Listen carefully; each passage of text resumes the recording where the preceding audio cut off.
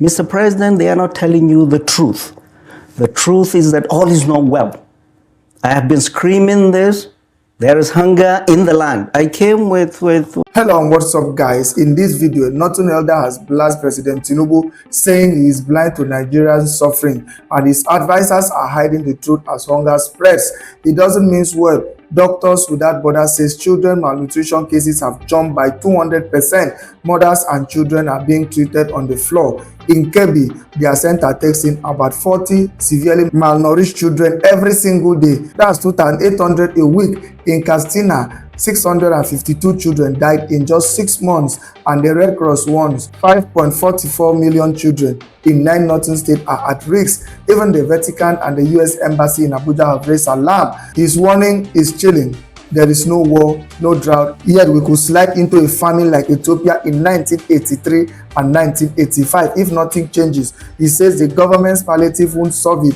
Even if big companies crash food prices, many people have no money to buy. And that 419 billion naira cash transfer, he asks, who truly receive it? On security, after the Malum Fashi killings, he calls the victory talk propaganda. He claims in Katsina, 24 out of 34 local governments are under siege. Some police divisions have around 30 rifles, many not even working. He says, stop the noise, arrest who you must, but do it quietly. Let results speak. His solution is bold. Demilitarize the fight against banditry. The military should provide cover, but peace must be built locally, communities by community, with traditional rulers and clerics involved. He points to local truces in places like Savannah and meeting from Sabua to Bakori. Tackle the roots: poverty, illiteracy, hunger, drugs, and the easy flow of guns, because no army can silence a hungry people. He blames governor for choking local governments, flying around in SUVs and private jets while hospitals overflow. He says when the president visited the north, there was stage dancing instead of taking him to feeding centers to see the real pain. He also accuses Tinubu administration of favoring one region in key economic positions and running things opaquely. Nobody can say clearly where subsidy savings and major revenues are going. He dismisses the recent by-election as a sham and warns the ruling party is already focused on 2027 instead of fixing today's hunger and insecurity. His final message: all is not well, Mr. President. Be worried and listen. Guys, I will let you watch this video for yourself so you can see exactly what I'm talking about. Also, don't forget to like, share, and subscribe to this channel if you haven't already done so. Take a look, guys, and remember to share your thoughts after watching. The government doesn't think we have a crisis on our hands. They think we have a challenge to deal with. But there are several reports that indicate that the situation is quite dire. Where do you stand on this? Right, and to be honest, Abdullah, this is the scary part. That the government does not think there are problems.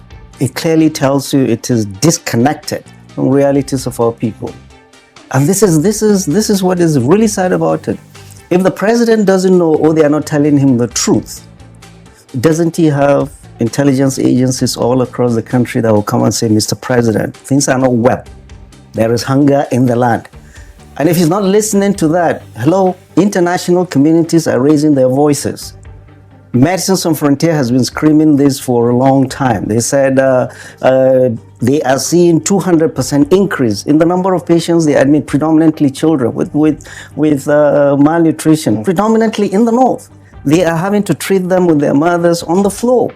And there's a report recently published by the Daily Trust that in Kebbi State, Medicines Sans Frontier reported that Medicines Sans Frontier is admitting 400 children every day, severely malnourished children in their feeding center.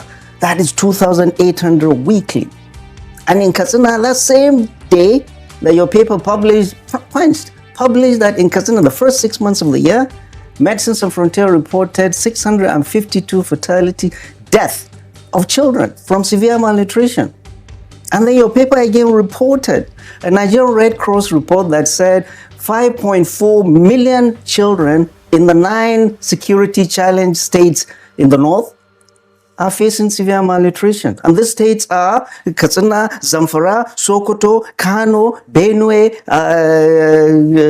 what is the name? Niger, that place where that governor said they don't have challenges. And the north is 3 states of Borno, Yobe, and Adamawa. Mr. President, who is telling you the truth? If your government or your media minders get nervous and come out with weak rebuttals each time they hear the truth, Mr. President, they are not telling you the truth. The truth is that all is not well. I have been screaming this. There is hunger in the land. I came with that billboard all across. The Vatican recently lent its voice to this, that there is hunger in the land. And the American embassy here in Abuja also brought out a report recently chastising governors that they're not doing the right thing. They're spending most of their money on useless things instead of taking care of their people. The international community is worried. Mr. President, be worried. Your advisors are not telling you the truth, but there is hunger in the land. We see that in hospital. Every waking day of our lives, we see children in hospital. You don't even need to go to hospital. I'm sure, Abdullah, people call you from home. All people are asking for now is money to eat. Right. And how much of this, Prof, is a pre-existing challenge that may or may not be multiplying under the watch of the Tinubu administration? This is sudden. That is why I said, Mr. President, your economic policy has inflicted sudden and cruel hunger on the land. In a country that is not officially at war, in a country that we are not experiencing drought, we are seeing this much hunger. And in pediatrics, we say the child is the barometer of the family. When you start seeing hunger, you start seeing it in children and then the women. This is what happened in Ethiopia in 1983-85. If we are not careful, and I raise the alarm, if we are not careful, and if this denying president does not wake up to the reality, we are likely to see the famine, the hunger of the magnitude of what we saw in Ethiopia 83-85. This is serious. You think that's where we're headed? We are seriously heading there if this government is continuing to deny itself, and these governors are continuing to dance Omologo everywhere instead of being serious. There is hunger in the land. We go home. We see people that go to any feeding center. I recommend all Nigerians to visit any feeding center of Medicine Sans Frontier or go to the pediatric ward of their children's hospital all across this country. And it's not only in the north. It's all over the country. Inflicted by the economic policies of this government. A government that is in denial. I mean, some would say, Prof, even before the Tinubu administration came, we're dealing with over 70% of Nigerians living in multidimensional poverty, 130-something million people. That hasn't changed much under the Tinubu administration. So isn't it a question of, this challenge being unsurmountable, so to say? No, that hasn't changed much. Where are you getting the statistics? Where are you getting the statistics? Don't listen to this government that what they do essentially is massage the data. I mean, the reality, the data is stark reality. Everybody is seeing it. You don't have to be a scientist or a doctor in hospital to see hunger. Everybody is seeing it. And you're giving us bogus numbers. Where are they getting this from? Mr. President, there is hunger in the land. There is trouble ahead. And hunger is continuing. And if your government is in denial, we're going to be in serious trouble. This measly palliatives that your government is doing is not going to solve the problem. It's not. And I heard the story that, they are flooding the market, the Dangotes, the Bua, they are crashing the price. Hello, people do not have money to buy. Go to the markets now. It's not that there is no food in the market, but the buying power of our people has been bastardized by the economic policy of this government. President Bola Ahmed Tinubu, you need to hear the truth. You need to face the reality that our people are in serious trouble. Your advisors are not telling you the truth. If they are telling you all is well, all is not well. There is hunger in the land. We see it in hospital, we see it in our relatives, we see it when we go home, we hear from everybody. And international communities are screaming and telling you the truth. And Prof, some would say that both sides of the conversation are guilty of one of two things. Either an exaggeration of the problem or the challenge at hand, or an oversimplification of what it would take to address it. The government would say, listen, we just allocated another set of resources to address the vulnerable groups. Some 5 million people have been added to the social security program of the administration. Why, in your view, is that not enough to symbolize the commitment of the government towards addressing this problem? Abdullahi, I have no reason, none whatsoever, to come here and lie. These are our people. These are our people. We see realities. Mr. President, if they are not telling you the truth, listen to me. I am telling you the truth. There is hunger in the land. Whatever they're telling you is not true. And your government is not doing anything at all. to address this tragedy that is befalling our people in a country of plenty. You say you give governors, you give, I had one of the ministers say, they have given 419 billion conditional cash transfer. Hello, shouldn't that number make you chuckle? 419? Who did you give it to? Did we not go through that? The Beta Edu Ministry of, I don't know what that ministry was. They've given this cash transfer. Wake up and you give all these governors the money. Yeah, admittedly, Mr. President, everybody will commend you. After removal of subsidy, you have enough excess that you keep some in your pocket, you throw some at the governors. The governors have seen now a lot more money but there is nothing to show on the ground. They are doing nothing. All they are doing is running around the world, building bridges, buying houses all over the world when our people are dying of hunger.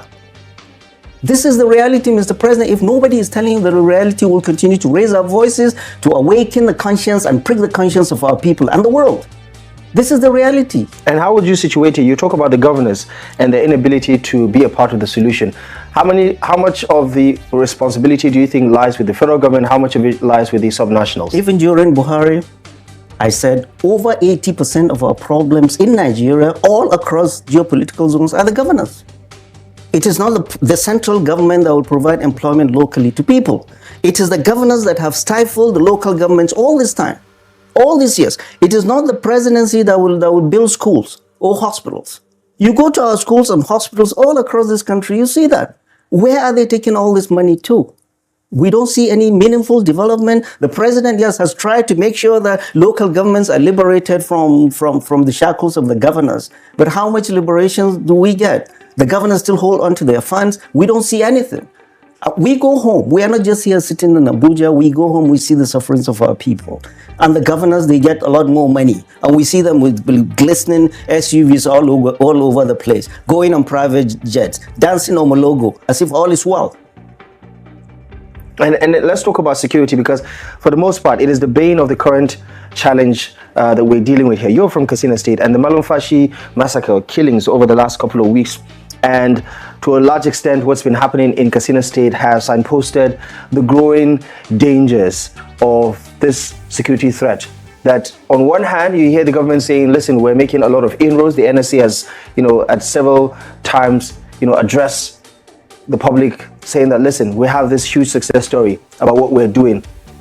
Why do you disagree with the government's narrative about what is happening, given the events of the past couple of weeks? Right. So let the NSA or whoever is advising the president go to Malumfashi or go to Katsina and tell them security is better. And tell them security. If this is what they are feeding the president, then we are more serious trouble than I thought. They are not telling him the truth. Katsina, as we speak today, Borno State is safer and more secure than Katsina. 24 out of our 34 local governments, that is 70% of Katsina, is under siege by bandits. And you're coming here in Abuja and telling us all is well, or telling the president all is well? The office of the NSA is not supposed to be making noise. It's an office that is not a noise-making office, not a political office. You are there to advise president on what is right or wrong and tell the president the truth. Not singing, not telling, oh, we kill this, or rah, singing for you. That's not the job of the NSA. That's for crass politicians. Let them go and do that. Security is not a joke. And with security and with the economy, you cannot lie. There's no propaganda that will tell people they're not hungry. There's no propaganda that will tell people that security is better. So, I think it's all propaganda? A pure, irritating propaganda. Go to Katsina and tell us security is better. Go to Zamfara and tell us security is better. You cannot take an early victory lap when you're doing this work. These guys, these child soldiers have a way of humbling the most decorated general. You keep your mouth shut and do your work. Not just telling, we're 98%. Where are you getting that data from? Go to Katsina, go to Malumfashi and tell them all is well. We have a local government that the police that are there have 30 rifles, all of them non-serviceable. How do you expect security to be better? And we're talking big grammar. This is Abuja talk. that has no connection whatsoever with the realities of our people. And I said in the paper I wrote, Mr. President, all the handlers of your security spewing out this propaganda do nothing but make you very unpopular in the North, because the reality is contrary to what they are spewing. For goodness sake. You don't believe there's an atom of truth when they say, listen, we've taken out a significant part of the leadership of the bandits. We're pushed back and on so many fronts. Yes, it's an ongoing challenge, it's an ongoing battle, but we're making inroads. You don't think there's any truth in any of that? You will hear no NSA. You've never had any NSA coming up. So, they are singing for him, rah, rah, rah. Oh, this Kachala is there. We've killed this, we've killed this, we've killed this. How has that translated into security for our people? How? Do you think he's become a political... Yeah, this is irritating politics. And I honestly don't want to talk about him or the office. All I'm saying globally, Mr. President, your security advisors are not telling you the truth of what is happening with our people. If you kill 1,001,001 Kachalas, how has that translated into security for our people? Do it quietly. We've never had an NSA where a praise singer is singing for him. Oh, Kachala this, we've killed him, we killed him. And we know this irritates the bad boys in the forest and make them continue to do this nonsense. I mean, some people would say the recent developments with the arrest of some of the bandit insurgent leaders that have been repatriated back. I mean, the son of the leader of the Boko Haram movement has also been detained or arrested. I mean, some would say that is something commendable. Wouldn't you agree? Abdullahi, as security, you do things quietly. Yes, you have arrested the top leaders of Ansaru. Do it quietly. Publicity itself, that's a huge... Isn't that a morale booster for Nigerians, for the uniformed men to know that their work is paying off? Yeah. Anyway, so I have been through this security nonsense. We gave 6 months of our lives into rescuing those passengers abducted by this terrorist. It wasn't Ansaro, it was Dar es Salaam. They were the ones that busted the Kuje prison, the Dar es Salaam guys. I've gotten to know their psyche. We've collected treasure trove of intelligence that we handed over to government. We gave 6 months of our lives into this. So I know a thing or two of these bad boys in the forest. And publicity, they watch it. Publicity makes them think we are. So these are things you don't publicize. Abdullah, we have very serious issues in this country. Right. And publicity for political gains does nothing whatsoever. Nothing whatsoever to the security of this country. You want to do it for your publicity, for your politics, go do it. But we need to see or hear the president being told the truth. He is not being told the truth. If what we see in public is what the president is being told, that all is well, we've decimated 91, 98%, the Air Force has killed 101. Let's see that translated in security and do things quietly. Let your work show. Right. In your home state, Katsina, this idea of negotiating with bandits is slowly but surely taking hold. 4 local governments, Safana is the latest one to adopt this approach, where locally they decide to, sign a truce with these, non-state actors. Do you think that is a way to go? I've always said, I've been here 1,001 times, that this banditry you're seeing is not a military problem, it's a social problem. There is a definite role for the military, but there's not going to be a military solution to banditry. And we're not going to win this war on the battlefield. And I have consistently said it, that all the problems are local. Solutions must be found locally. That's why you hear the Safana people. Yesterday we had a meeting here. It's Katsina Security Community Initiative, convened by Dr. Bashir Kurfi. Dr. Bashir Kurfi is an academic at ABU's area. His hometown of Kurfi has been bedeviled by insecurity. He left, he went back home and settled in his town and organized in the community to bring peace. We met with local government chairman yesterday here in Abuja, with Katsina indigents in Abuja. Local governments that are in the front line, from Sabua to Safana to Batsari to Bakori, we had each one of them, and it was enlightening. All of them have their local problems, and they're addressing the problems locally. And that is how it should be. The state and the federal government should come and help them.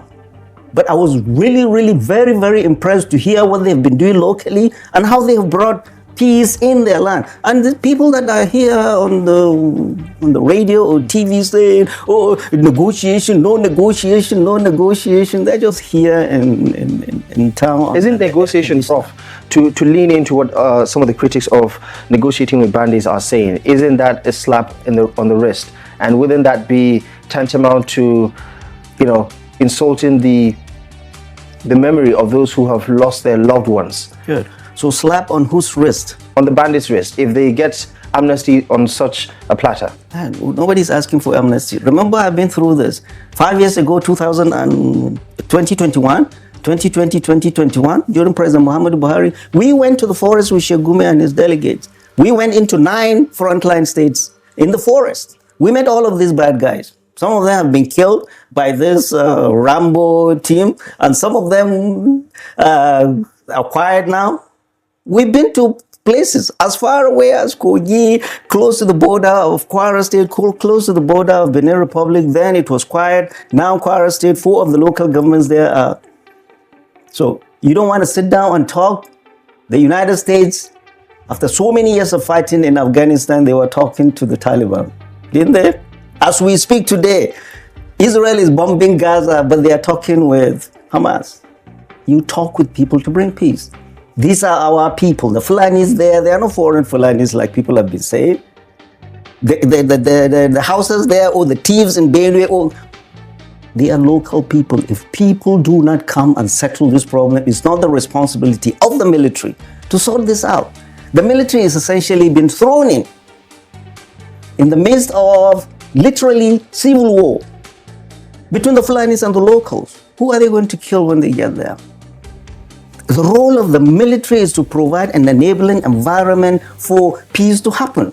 It's not the role of the military to sit down and say, oh guys, do this. What is the military going to do if it goes to Mango and people are killing themselves? Kill everybody? We are getting it wrong. We don't even understand the local issues. The governors, the local government chairman must understand the local issues that are exacerbating all of this. If they need the military or the police to come in. But, and I said it, consistently the government, the military and intelligence services have been in denial of the fuels, the catalyst of insecurity. What are the catalysts of insecurity? Poverty, illiteracy, hunger. And then you are now talking drugs. You are not talking guns being very easy to buy. And you expect there's going to be peace. There is no country in this world that will have peace. If you have hunger, if you have excruciating poverty, children do not go to school, and you have bad governance and corruption.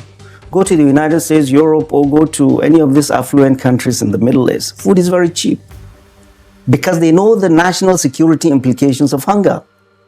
But here, our government do not know the national security of implications of hunger. There is no military, there is no police force that can quell the anger of a hungry people. Our people are hungry.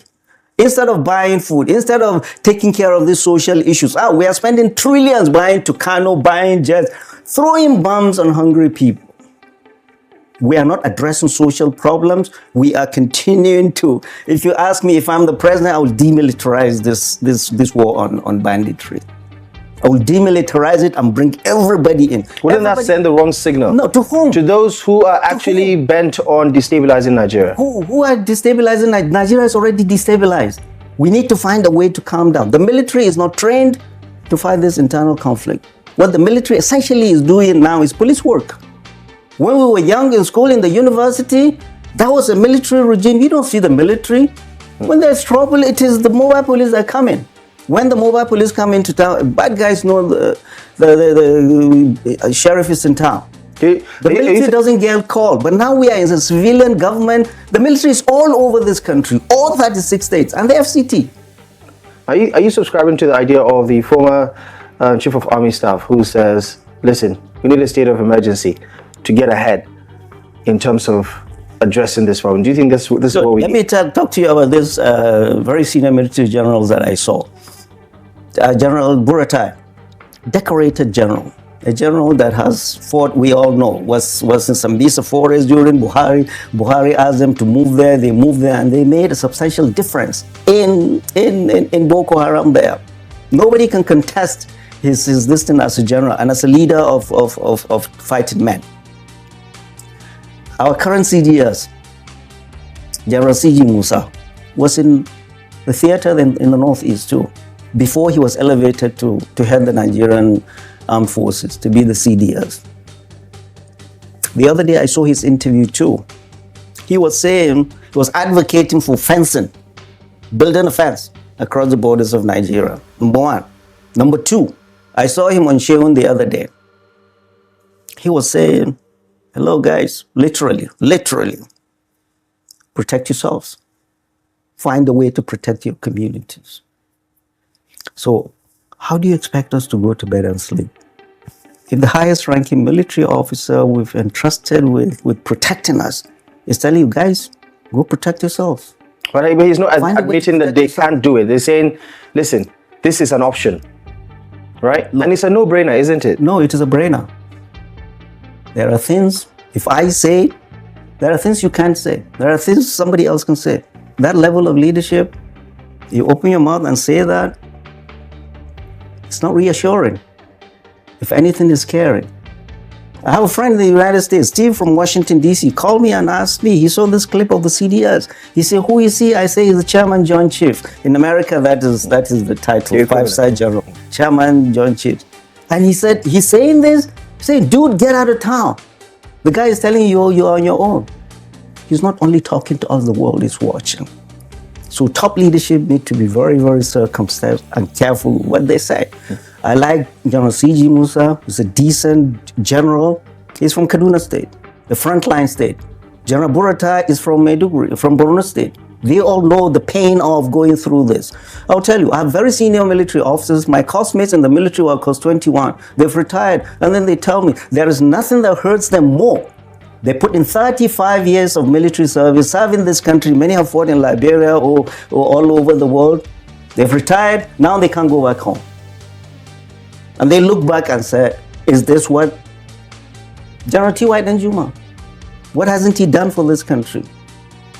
We are in this mess. We can't even allow our leaders to sleep well in their ancestral home during their retirement. This is the way this country is today.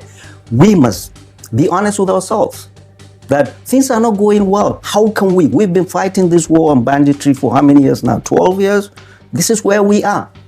Shouldn't we do anything differently? The late Chief of Army Staff said it. The troops are getting exhausted. Many are developing PTSD and resorting to drugs. They're human beings. Many from depot training in Zaria, they are shipped to war front. Many do not even know the life of a barrack. So the reason I'm saying this is that the senior military officers, what they are saying, is a sign of frustration. It truly is. They're all frustrated with the way things are going, with the way the security, you do this. And if you know, there's just no way the military can cover the whole of this country. How many do we have?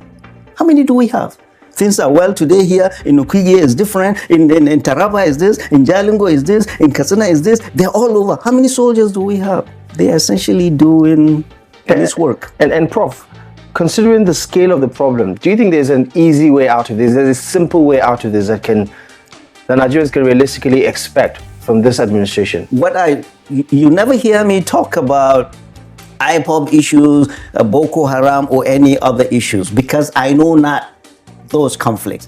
I've invested 7 years of my life going into forests with Sheikh Gumi and still continuing to do that to understand. Because in medicine, if you do not have a diagnosis, you cannot write a prescription. This I understand, I can talk about, and I've said it consistently. If I am the commander-in-chief, I will demilitarize this fight. There is a definite role for the military. I saw it live. We went into the forest, the military was back up there and up in the sky, protecting us, and the bad guys know that we have the military. We must sit down and make peace. And through strength or by capitulating? Well, you've done 12 years of strength. Where has that gotten us? You tell me, you've done 12 years of strength. Where has that gotten us? When President Muhammad Buhari came, he said, oh, don't go into the forest. We don't want to do this. It's NSA said we don't want to negotiate. We sat down and said, well, go keep fighting. This is where it's gotten us. The new governors of Katsina State and Zamfara, when they came, they said, oh, we are going to fight, we are going to fight, we are going to continue fighting. And the military, I'm sure, is watching them. We've been doing this for 10, 12 years. We are where we are. You think your ragtag vigilante will fix this? Let's face the honest reality. There's a definite role for the military. We are not going to win this on the battlefield. We must sit down, each community, and find peace. We must involve. And it's the biggest mistake we've done. How can you ever have peace locally without involving traditional rulers and clerics? You don't involve traditional rulers and clerics who are there. A new governor that comes that says he knows everything, and the military that knows nothing about Basari, Sabwa, and all that from Abuja will come and bring peace. We must involve everybody. And if you want to bring peace, this fighting, this bloodshed must stop. And that is the way we want to stop bloodshed. We must sit down and talk. It's not about ego. We must sit down and find peace. And the presidency, the president and commander-in-chief must take full control of this.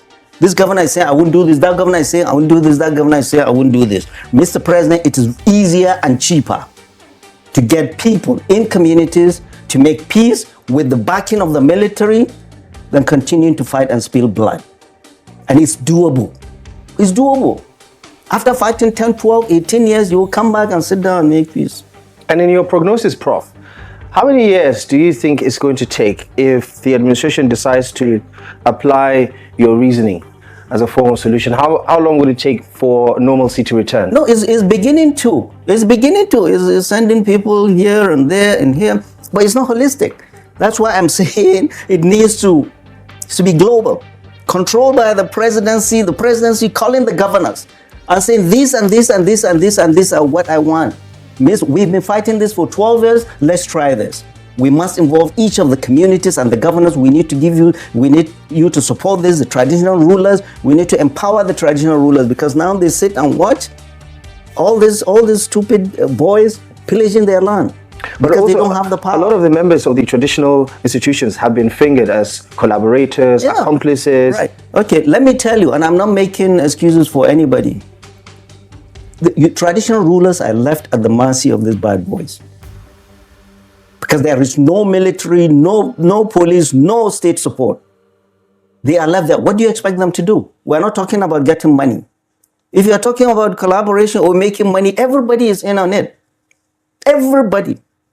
From the federal government to the state government, they say they've taken trillions and there is nothing to see.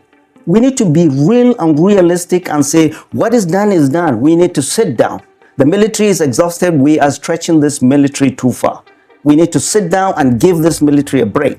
And the only way we can do it is all of us coming in. Traditional rulers, community leaders. And I saw that in our meeting yesterday with local government chairman from this frontline state. How each and every one of them was able to reconcile local communities. And after that, the federal government and the state government need to come in with traditional rulers and see how we can bring lasting peace, not through the gun or the bomb. Right. And you talk about how this particular situation is quite prevalent in northern Nigeria and how it is continuing to escalate to a certain extent, depending on where you want to put your spotlight on. But talk to me about the political leadership we're seeing in the north, for instance, because there seems to be this acceptance that the president is doing a good job. When you look at the political narrative, especially from some of the APC folks, right? You did talk about the Niger State governor who has appointed himself as the Director General for the re-election of President Bola Ahmed Tinubu. Most of the states who have been dealing with this insecurity have spoken positively about the administration's handling of the situation. Why do you think there is this contradiction in terms of what the true narrative is? Right. And I will take the liberty of telling the president they're deceiving you. Because whatever they're telling you is not true. Mr. President went to Kazana and stayed the night. President Muhammad Buhari was from Kazana. He's never stayed the night in Kazana. But yes, President Bola Ahmed Tinubu went to Kazana and stayed the night. What did he see? What did they put on a billboard? Kazana Babu Korepi. What that means is Kazana no complaint. He stayed the night. What did they do?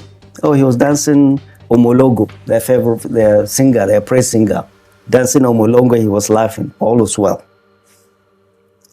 Instead of the governor, is a great opportunity. We have the president in the state to gather people, stakeholders, former security, because now we've done everything. We have had police officer, we have had IG, we have had the chief of army, we've had this, we've had PAMSEC. Get people around, business people, everybody, stakeholders, quietly meet with the president, take the president to feeding centers, take the president to some of these areas that have been pillaged by bandits, let him see our problems.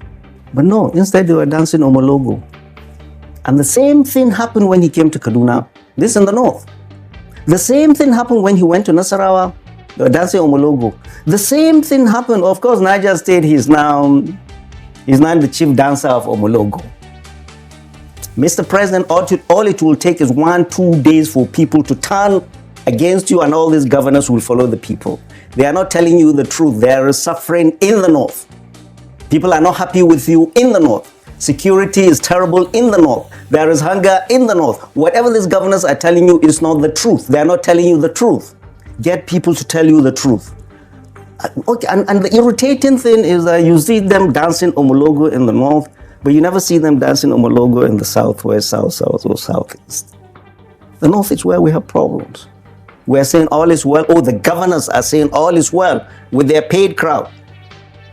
Mr. President, hear the truth. What about the Kaduna Summit? I'm sure you're keeping tabs with what happened, I think, 3 weeks ago or thereabout, the Arewa House, where representatives of the administration and people, I believe, who are in the elite in the north were put together to discuss issues around the country, issues developing in the region, and so on and so forth. And the governor of Kaduna State, Senator Wasani, pointed out how, listen, all this complaint about what is wrong with the north today, a lot of it needs to take an introspective turn, where the north holds itself accountable for the gaps in education, for the reasons that led to this high rate of poverty, for the gaps in infrastructure, for the challenges that gave birth to this widespread insecurity, instead of blaming a 2-year-old administration led by President Bola Ahmed Tinubu. How much of that message is true, and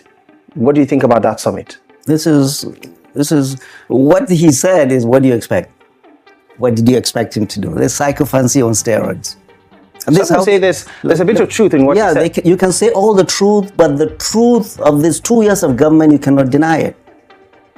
In 2 years of government, what we have seen, 62% of President Bola Ahmed Tinubu's votes came from the north.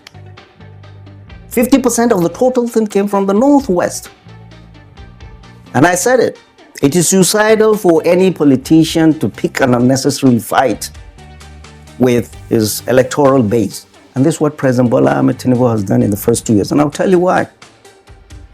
President Bola Ahmed Tinubu's government has been essentially a Yoruba-centric government. Even with 55% of his political appointment this year alone going to the north? Yeah, did you doubt that? We knew it was coming. After he spent the 2 years giving all economic levels of this country controlled by President Bola Ahmed Tinubu Yoruba ethnic group. All. Central Bank, CBN. I think you mean Nigerians, Prof. We all know, yeah, Nigerians. Right. Nigerians, we all know that. I mean, isn't that what matters the most, that they are Nigerians, not Yorubas? Look, and that is why you have federal character. The Constitution of the Federal Republic of Nigeria, go look at section 14.3 and 14.4. Essentially says the character of the federal government, or in all its appointment and what it does, must reflect the federal character, essentially so that everybody will see. Well, it was the same crowd that was saying Fulanization, Islamization during Buhari. Nobody can deny the fact that the levels of the economy of this country is controlled by Yorubas, all from the southwest. You cannot, yes, they are Nigerians. So what? If I put people from Katsina, they are all from Katsina.